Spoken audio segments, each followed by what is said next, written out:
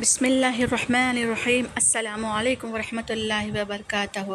جس شخص کی کوئی اولاد نہ ہو رہی ہو، یہاں تک کہ وہ مایوس ہو چکے ہو اور ان کی عمر گزرتی جا رہی ہو، یا عورت بانجھ ہو، یا مرد کے ساتھ کوئی مسئلہ ہو، لیکن پھر بھی جو ہے اولاد کی طلب ہو۔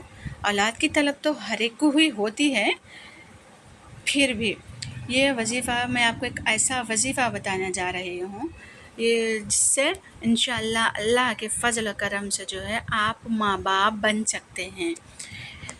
آپ کو کرنا کیا چاہیے؟ سورہ مریم کی تلاوت کرنی چاہیے، اور وہ کس طرح سے کرنا چاہیے میں آپ کو یہ پورا مکمل بتاؤں گی۔ یہ وظیفہ جو ہے 60 دن تک کرنا ہے، اور بلا ناغہ۔ عورت کے جب پڑھنے کے جو دن نہ ہوتے ہوں، وہ دنوں میں جو ہے مرد پڑھ سکتا ہے اس وظیفے کو، لیکن چھوٹنا نہ چاہیے وظیفہ۔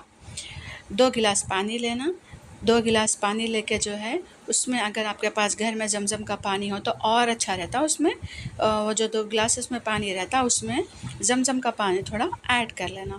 اس کے بعد سورہ مریم کو 1 دفعہ پڑھنا ہے آپ کو، اول و آخر درود ابراہیم 3 دفعہ پڑھنا ہے۔